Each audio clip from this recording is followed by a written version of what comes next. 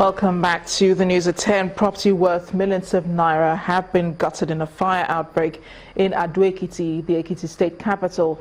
The blaze left some shops, houses and a petrol station destroyed. Officials of the National Emergency Management Agency, the State Fire Service and other security operatives were deployed to the area to put out the fire and restore order. The head of NEMA's operations in Ekiti, Mr. Sahid Akiode, says an assessment will be conducted to ascertain the cause of the fire. In the meantime, the state government has promised to take appropriate steps to forestall a recurrence.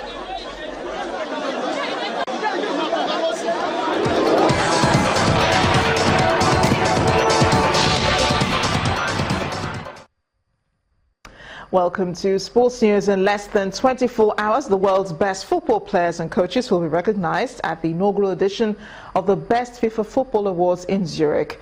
Ballon d'Or winner Cristiano Ronaldo, Antoine Griezmann and Lionel Messi will compete for the Best FIFA Men's Player of the Year award. Germany's Melanie Beringer, United States' Carl Lied and Brazil's Marta will slug it out in the Best FIFA Women's Player Award. The award for the Coach of the Year will be a three-horse race between Leicester City manager Claudio Ranieri, Portugal national team coach Fernando Santos and Real Madrid head coach Zinedine Zidane. The winners have been determined through a combined voting process of captains and head coaches from national teams, while the remaining 50% is split equally between an online public ballot of football fans and a selected group of media representatives. In the English FA Cup, Pedro this evening scored twice, but captain John Terry saw red as Chelsea eased a 4-1 win over Peterborough United in the third round. The Blues made 9 changes for the third round tie and will learn their fourth round opponents in Monday's draw. Liverpool's youngest ever starting 11 failed to break down an obdurate Plymouth defence as they were held to a goalless draw at Anfield. 10-man Middlesbrough made it into the fourth round with a 3-0 win over Championship side Sheffield Wednesday. Tottenham advanced to fourth round with a 2-0 win over Aston Villa. The English Football Association plans to increase FA Cup prize money with the aim of helping lower league clubs. In October, the FA signed a 6-season overseas broadcast rights deal for the FA Cup, reportedly worth £820 million. The FA Chief Executive Martin Glenn has confirmed the FA could raise the current £25 million fund because of the deal, which starts from the 2018 to 2019 season. The FA may look at introducing a unity payment, which would help split money more equally under the current system. Clubs receive a larger amount of money if their game is televised.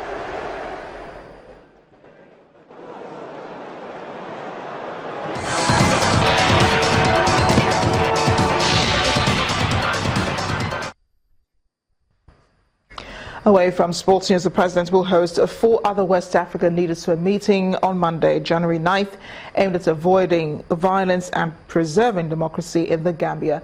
President Muhammadu Buhari and former President of Ghana, John Mahama, have been mandated by the Economic Community of West African States to ensure the safety of the president-elect Adama Barrow and ensure a peaceful handover of power on January 19th. The meeting in Abuja follows the initial gathering of West African leaders in Accra, Ghana, on the sidelines of the inauguration of the country's president. The leaders of the sub-region have also reiterated their commitment to dialogue with the leaders of the Gambia to ensure a peaceful transition. The presidents of Liberia and Senegal and the vice president of Sierra Leone are expected at the meeting in Abuja. Former Iranian President Ali Rafsanjani is dead. The 82-year-old former leader died today after he was hospitalized for a heart condition. Local media had reported earlier that he had been taken to a public hospital north of the capital Tehran, and his brother had been quoted as saying that he was in good condition. Iran's current president, Hassan Rouhani, reportedly visited Rafsanjani in hospital, and a short time later, the former leader was dead. He was president from 1989 to 1997 and played a pivotal role in the 1979 revolution, but later in life became a counterpoint to hardline conservatives.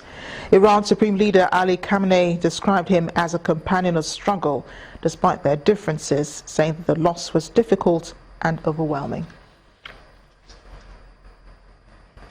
There was disaster today in the city of Jerusalem where 4 people were killed after a lorry driven by a Palestinian man rammed into a group of soldiers.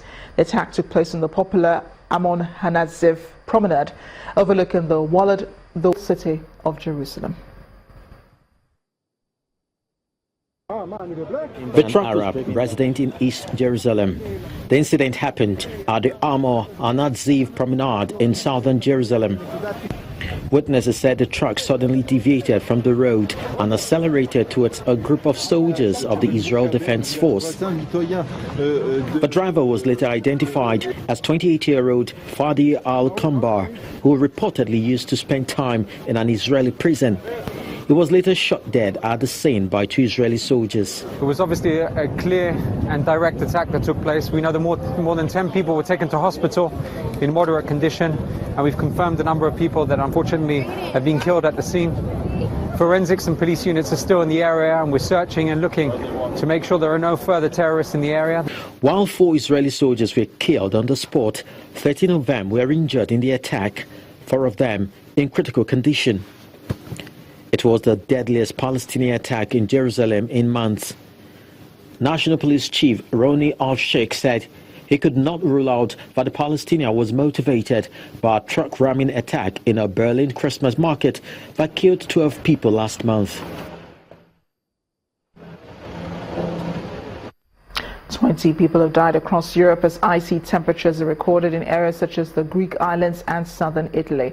Some of the Greek islands are home to thousands of migrants, and many are being moved to temporary housing and heated tents. Flights and ferries have been cancelled in Italy, and schools are expected to close tomorrow. Turkey has also been badly affected, and temperatures in Russia have plunged to minus 30 degrees Celsius. At least 10 people died of cold in Poland. And the main news again, suspected herdsmen today attacked 3 communities in Adamawa State. Several people were killed, including 3 policemen. The military repelled the attack and gave an assurance that efforts are being made to end raids on soft targets. Also today, the founder of the Lateran Assembly, Pastor Tunde Bakare, called for a replacement of the 36-state structure with 6 geopolitical zones. In his State of the Nation address in Lagos, Pastor Bakare also asked the government to strengthen its strategies in the war against corruption. Finally, today marked 1,000 days since the abduction of the Chibok girls. The Bring Back Our Girls group is demanding greater action towards securing the release of the remaining girls. That's the news at 10 tonight. Thank you for watching. I am Amarachi Ubani. Good night.